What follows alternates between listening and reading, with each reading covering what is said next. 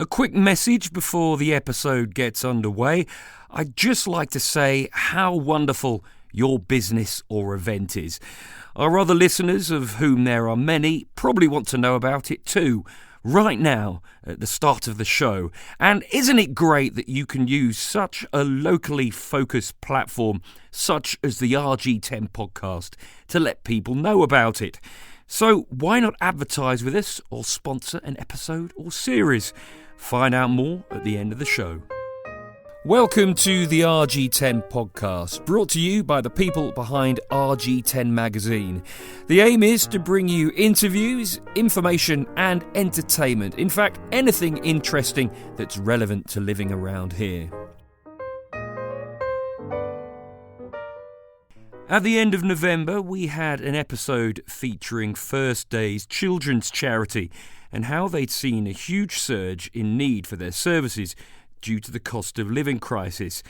As you know, things aren't getting any easier, and other organisations are seeing a similar explosion in demand for the help that they can provide. Citizens Advice Wokingham is at the sharp end of this. A massive part of the work they do now is based around cost of living support. In a moment, you'll hear from Jake Morrison, their chief executive. But first, they had a mobile advice unit outside Waitrose in Twyford last Saturday morning. You may have seen it. It was a big blue van with what is essentially an office inside. I caught up with David Warby, the mobile advice unit lead. On the mobile unit, I get a lot of random stuff. There's not a kind of a real recurring theme. I get all sorts of things from sort of consumer issues. I bought a toaster and it doesn't work. To debt problems. I get people with £20,000 worth of credit card debts, or someone with business debts that they're trying to manage. I have people looking for health and community support, attendance allowance applications. I have anything you can think of comes through the door, and the exciting part for me, or the interesting part for me, is when they sit down opposite me on the van. I've got really no idea what they're going to start talking about, and so I go, what can I do for you? And then they start to tell me, and then I start having to think about how can we manage this, how can we move it forward for them, because our job is to help them move things forward.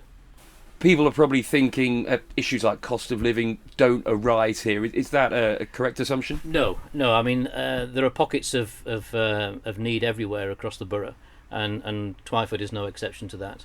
So I do get people coming, and we can help them with referrals to things like the Household Support Fund, for example. The reason I'm here today, which is Saturday, is that the Parish Council is running a cost of living event in the store, and they're promoting things like cost of living help. Now, finally, literally the moment before we started this interview, someone poked their head through the door to say what wonderful work that you do in general, which was a wonderful thing to hear. But on the flip side of that, do you get almost, or not necessarily yourself, but other members of staff almost get really emotionally invested in the problems that you hear? You take the work home with you, if you like. You can do. I try very hard not to, because but you do get the occasional issue which is can touch a chord, and you get emotionally involved. Some weeks ago, I had a couple of young girls on the van. Their mother had died, and it reminded me of when my father died, and I started to get really quite emotional with them. But ultimately, would you say it's a satisfying, fulfilling job? It's tremendously satisfying. Yeah. I mean, occasionally, like the lady who came just recently. I saw you 3 weeks ago in Twyford, and you suggested I do this, and I did it, and now it's all sorted. That gives you a real buzz. So it's really good. So, Jake, we just heard from David Warby there. Could you give me an idea of, I guess, the bigger picture in Wokingham at the moment, particularly regarding cost of living issues? Yeah, so I'd say some of the particular headlines and then obviously concerns are we are helping as many people in a day now, perhaps maybe 2 days at a stretch, with food bank vouchers that we used to do in the whole of 2019. So if you take the whole of 2019 as a year and the number of food bank vouchers we would support people to access, we're doing that in a day or two at the moment, and particularly all the way through 2022. We have helped 1 in 10 households in the borough over the last 2 years. And that's not an approximate guess or anything. That is counting the unique addresses of people that have contacted us, supported by us, and then taking the census data of how many households as well. So there's a huge amount of people accessing us for support at the moment. 5,656 people helped across Wokingham Borough. That's, 2-3 times more than we were helping 4 years ago.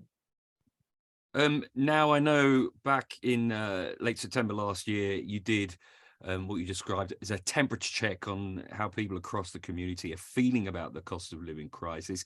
You got 640 responses in 7 days, which is an awful lot, to be honest. Can you give me an idea of the kind of thing that people were saying?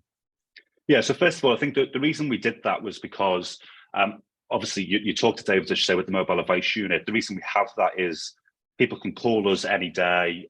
We answer 9 in 10 calls as quickly as we can. But there are a lot of people who don't speak to us about their problems. They don't reach out to anyone for support. So we wanted to put out this survey to get an understanding of the putting both of those pictures together, the community that aren't coming to us and the community that we are supporting, of which it's growing. And what we saw there was 92% of people, of course, were worried about the cost of living crisis and the rises in costs. Now, of course, they filled the survey in, so you could maybe expect that. But of that, a third of those, 700 people were saying that mental health was being damaged by the worries about the cost of living crisis. 70% of them had already made some level of change in expenditure. And we started to get really concerned of those people who were filling it in. The biggest source of support that they were accessing was borrowing from friends and family. And that leads to breakdown in relationships and stuff in the future, but also can be a really difficult cycle once you're into borrowing for essentials. So it just means that as part of that bigger work we're doing on the tackling poverty strategy, we could get a bigger picture of what's going on. We'll be doing another temperature check on that probably in February, just to see if things have sort of changed. But at the time of recording this, the indication we're seeing already is that in the first 2 weeks of January 2023, we're seeing double the number of debt clients than in the same 2 weeks of January 2022. So things appear to be getting increasingly difficult for people, but we'll be doing another temperature check for those that don't engage with us at the moment. David mentioned the Household Support Fund. What is it? What benefits can it give you? How do you go about accessing it? So the Household Support Fund is a grant from government. It's available across the country, and it's administered or certainly run by the local authorities. So Wokingham Borough Council hold the money. We work together as a group of charities of what we call the Hardship Alliance, who work on the tackling poverty strategy for the borough. So that money is available for people in financial hardship. We encourage people to put in an application on our website. This current round is open till the end of March. So apply via us or via Age UK Berkshire. You can either call either the organisations or on our websites. And we'll just do a brief assessment. And what I say to people is just to reach out anyway, because even if you're not sure about whether the grant's available for you, if you contact us, give us a call or email us or whatever, we can do a benefit check more widely. We can talk you through debts and housing problems, employment, etc. Anything that's worrying you about stability or instability at the moment, we can chat that through and we can figure out what's available to you. I don't expect people to try and understand what might or might not be eligible for them, but we can do that if they need some support. Are there a lot of hoops that people have to jump through to get any kind of support? Does things like that put people off, or is it quite straightforward?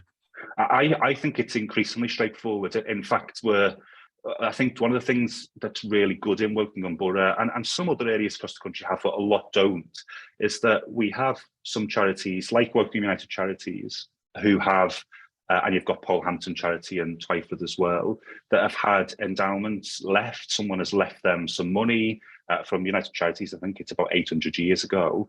That money now is invested, and about £500,000 of that is then given back to the borough each year through the forms of grants and projects with charities and stuff like that. So what we're trying to do given that there's a number of grants, Paul Hampton, United Charities, the Household Support Fund, is have one application form that people can fill in, either via us or on their own, and leave all of us to figure out who's paying for what and who can support what. But that if you need support, you just fill one thing in, rather than having to fill in 3 different forms at the moment, and sometimes more, depending on what types of support you need. So I think things are getting better in that way. But again, we've been running at Citizens Advice Wokingham the one front door for the last just over 2 years now, and that is the borough's sort of entry to support. So give us a call, contact us on our website, and our advisors do all of the legwork of trying to figure out what's available, what you might be eligible for, by asking you certain questions, talking through your situation. And that's where our clients often say, they felt supported, they felt less isolated, that we treated them with compassion. So just being able to talk that through in itself can be helpful. That was Jake Morrison, Chief Executive for Citizens Advice Wokingham. Thanks so much for listening to the RG10 podcast. We're now into the 3rd year of the show and have built up a growing number of listeners and viewers. Yes, you can watch the podcast on YouTube and see clips on social media too. And if you sponsor or advertise with us, you'll be speaking directly to local and engaged potential customers, just like I am to you. Finally, if you've got any thoughts about who or what we can include in future episodes, then please do let us know via the rg10mag.com website or on any of our various social media channels. Thanks for listening, and goodbye.